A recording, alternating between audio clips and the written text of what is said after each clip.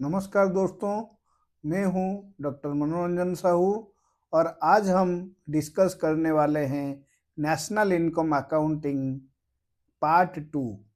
इस वीडियो में हम एक step by step elimination approach use करेंगे, जिससे आप क्लियरली समझ पाएंगे कि एनएनपीआर फैक्टर कॉस्ट ही क्यों रियल नेशनल इनकम होता है। हम कंपेयर करेंगे जीडीपी, जीएनपी, एनडीपी और बाकी सब मेजर्स को और देखेंगे कौन क्वालिफाई करता है और कौन एलिमिनेट हो जाता है। तो चलिए शुरू करते हैं। सबसे पहला सवाल, नेशनल इनकम को एक्चुअली मेजर क्या करना चाहिए? अगर आप कॉन्सेप्ट क्लियर करना चाहते हैं तो 4 कंडीशंस याद रखनी होंगी। सबसे पहला है income of residents. National income सिर्फ उन लोगों की इनकम होनी चाहिए जो कंट्री के रेसिडेंट्स हैं, चाहे वो इंडिया में काम करे या अब्रोड। सेकेंड है from the production. Income productive activity से आनी चाहिए। ट्रांसफर पेमेंट्स जैसे पेंशन या स्कॉलरशिप इसमें इंक्लूड नहीं होंगे। थर्ड है नेट ऑफ डेप्रिसिएशन। डेप्रिसिएशन यानी कैपिटल का वियर एंड टियर, ये कॉस्ट है, इनकम नहीं। इसको माइनस करना जरूरी है।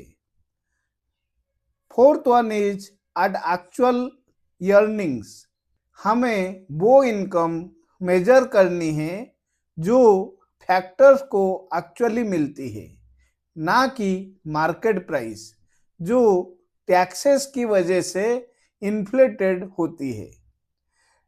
यहाँ पर इम्पोर्टेंट पॉइंट ये है कि अगर कोई भी मेजर इन 4 कंडीशन में से एक भी फेल करे तो वो नेशनल इनकम नहीं हो सकता।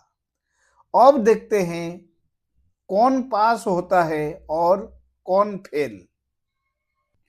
अब हम आते हैं सबसे इंटरेस्टिंग पार्ट पर, दैट इज एलिमिनेशन प्रोसेस।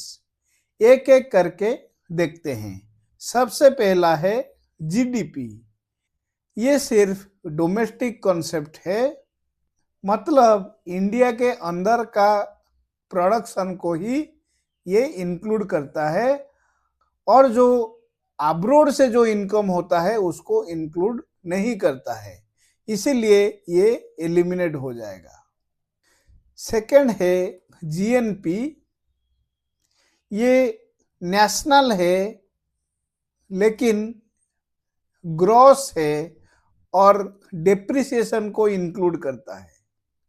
उसके वजह से इट ओवरस्टेट्स द रियल इनकम।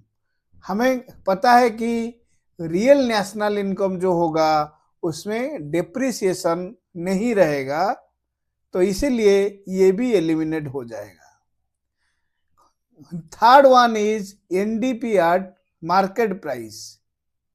ये नेशनल नहीं है और मार्केट प्राइस के वजह से ये टैक्स को भी इंक्लूड करता है, और हमें पता है कि टैक्स जो होता है वो रियल अर्निंग नहीं होता है, इसीलिए ये भी एलिमिनेट हो जाएगा। Fourth one is NNPR market price. यहाँ पे हमने जैसे देखे कि market price is not equal to factor earnings, और ये क्योंकि मार्केट प्राइस है, इसमें टैक्सेस इंक्लूडेड है, तो इसीलिए एनएनपीआर मार्केट प्राइस को भी नेशनल इनकम नहीं बोला जाएगा। Fifth one is NDPR factor cost. ये डोमेस्टिक है और ये एक्सक्लूड कर देता है income of residents from abroad, that is NFIA इसमें इंक्लूड नहीं होता है, इसलिए ये भी आपका एलिमिनेट हो जाएगा। और सबसे लास्ट वाला ऑप्शन है NNPR फैक्टर कॉस्ट। ये सारे कंडीशंस को सेटिस्फाइड करता है। NNPR फैक्टर कॉस्ट नेशनल भी है, ये जो नेट कॉन्सेप्ट भी है, क्योंकि ये डेप्रिसिएशन को इंक्लूड नहीं करता है, और ये एक्चुअल अर्निंग भी है क्योंकि ये फैक्टर कॉस्ट को ही इंक्लूड करता है और मार्केट प्राइस को इंक्लूड नहीं करता है। इसीलिए हमारे करेक्ट आंसर होगा NNPR factor cost is the real national income. अब final question, NNPR factor cost ही रियल नेशनल इनकम क्यों है? चलिए 3 सिंपल पॉइंट्स में समझते हैं। सबसे पहला पॉइंट है नेशनल। इसमें NFIA इंक्लूड होता है, मतलब इंडियंस के फॉरेन इनकम ऐड होती है और फॉरेनर्स की इंडिया वाली इनकम माइनस होती है। सेकंड है नेट, डेप्रिसिएशन सब्ट्रैक्ट होती है, सिर्फ रियल इनकम काउंट होती है। Third one is factor cost. इसका मतलब है यहाँ पे इनडायरेक्ट टैक्स रिमूव हो जाती है, सब्सिडीज ऐड होती है। इसका मतलब है कि जो एक्चुअली अर्निंग्स फैक्टर्स को मिलती है वो ही मेजर होती है। इसीलिए NNPR factor cost is the real national income, और यही स्टैंडर्ड डेफिनेशन है जो इंडियन नेशनल इनकम अकाउंटिंग में यूज होती है।